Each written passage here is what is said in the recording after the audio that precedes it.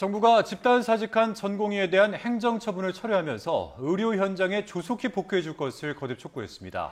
전문의 자격 취득 시기가 늦어지지 않도록 전공의 수련 특례도 적용하기로 했는데요. 의정 갈등 해소의 실마리가 될지 관심이 쏠립니다. 오늘 사회부 권민석 기자와 함께 이야기 나눠봅니다. 어서 오세요. 어서 오세요. 예. 자, 의정 갈등이 지금 5달째 이어지고 있는 상황인데 오늘 정부가 이 갈등 해결을 위해서 새로운 대책을 발표를 했습니다. 어떤 내용입니까? 좀 정리를 해주시죠. 네, 일단 보건복지부는 지난 2월 6일 내년부터 5년간 2,000명씩 의대 정원을 10,000명 늘리겠다고 발표를 했었습니다. 이에 반발해서 전공의가 집단사직 형태로 의료 현장을 떠나자 사태 초기에는 원칙론을 고수했습니다. 원칙론을? 예. 업무 개시 명령을 내리고 복귀하지 않으면 의사 면허를 정지하겠다고 경고했었는데요. 심할 경우 면허도 취소될 수 있다면서 전공의 집단 행동에 강경 대응으로 맞섰습니다. 녹취 듣고 오겠습니다.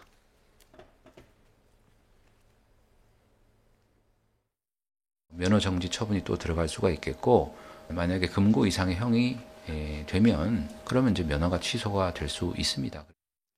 하지만 복지부는 오늘 발표를 통해서 면허 정지를 비롯한 행정처분을 철회한다고 공식화했습니다.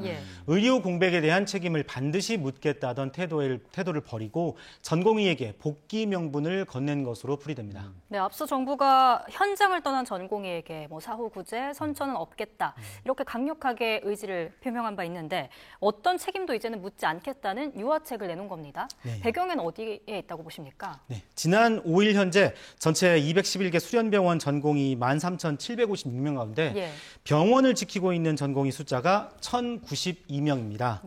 전체 전공의의 7.9%만 병원을 지키고 있고 무려 12,000명이 의료 현장 밖에 있는 상황입니다. 지난달 정부는 이미 한 차례 전공의 복귀 대책을 발표한 바 있는데요. 전공의가 낸 사표를 받아두지 말라고 전국 수련병원에 내렸던 사표 수리 금지 명령과 진료 유지 명령, 업무 개시 명령을 6월 4일에 일괄 철회했습니다.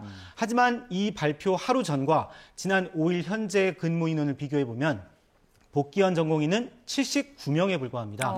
의대 증원 원점 재검토를 내걸고 전공의들이 꼼짝하지 않고 있기 때문에 추가 대책이 불가피했고요. 정부는 특히 병원에 복귀할 경우 배신자로 낙인 찍힐 게 두려워서 주저하는 경향도 있다고 판단했습니다. 의사와 의대생 커뮤니티엔 지난달 말 병원에 복귀한 의사 현황 리스트가 실명으로 게재된 적이 있고요. 집단 사직 초기인 지난 3월에도 환자 곁을 지키는 전공의를 참 의사 이렇게 조롱하는 게시글이 올라오기도 했었습니다. 이 때문에 병원 복귀 여부와 관계없이 의사면허 정지 등 행정처분을 하지 않기로 해서 눈치 보지 말고 돌아와라 이런 메시지를 건넨 것으로 풀이됩니다. 이 집단으로 사직한 전공의들을 위해서 특례 조항도 있다고 하던데 어떤 내용입니까, 이거는? 네, 매년 전공의들은 3월부터 수련병원에서 수련을 시작하고요. 1년차 인턴을 거쳐서 레지던트 4년차 과정을 거쳐서 전문의, 전임의, 교수 이렇게 의사 순차 수급이 이루어집니다. 그런데 지난 2월 전공의들이 병원을 떠나면서 의사 수급이 향후 수년간 차질을 빚을 수 있다는 우려가 제기됐습니다. 보건복지부의 수련병원 전공의 임용시험 지침을 보면 전반기에 그만둔 전공의는 그해 하반기엔 어떤 병원이든 같은 과나 연차로 지원할 수 없도록 했습니다. 하반기에 지원하려면 1년차로 다시 지원해야 되니까 결국에는 이제 디폴트가 되기 때문에 조금 상당한 불이익이죠. 이대로라면 이제 올해 수련 기간 1년을 통으로 날리게 되는 건데 정부는 그만둔 전공의는 그해 하반기에 이제 갈 수가 없으니까 이 올해 복귀하는 전공의의 경우에는 오는 9월부터 다른 병원에 같은 과, 같은 연차로 지원할 수 있도록 특례를 두겠다고 발표를 했습니다. 일단 전반기는 날아갔지만 의사 수급 공백을 최대한 줄이겠다는 생각이죠. 정부는 또 레지던트 수련 후에 응시하는 전문의 시험도 필요하면 추가로 볼 수 있게 하는 방안도 고민하겠다고 밝혔습니다. 그러니까 전공의의 각 연차별 그리고 복귀 시기별의 상황에 맞춰서 그야말로 파격적인 이런 특례를 마련하기로 한 겁니다. 그렇다면 앞으로의 타임테이블은 어떻게 되는 겁니까? 네, 정부는 전공의들이 수련하는 병원에 오는 15일까지 사직 처리를 완료해달라고 요청했습니다. 사직 처리 시점은 정부가 사표 수리 금지 명령 처리한 다음 달, 지난달 4일 이후로 해야 한다는 게 정부 입장이고요. 병원들이 15일까지 사직 처리를 확정하면 이에 따라 오는 9월부터 시작되는 하반기 전공의 정원이 결정됩니다. 원래 하반기에는 내과와 외과, 산부인과, 소아 청소년과 같은 필수 의료 과목에만 모집 인원이 한정됐습니다. 하지만 올해는 정부 발표에 따라 결원이 생긴 모든 과목을 대상으로 전공의 모집이 이루어지게 됐습니다. 그렇군요. 세부적으로 오는 22일부터 9월 하반기 전공의 모집 일정이 시작될 예정입니다. 네.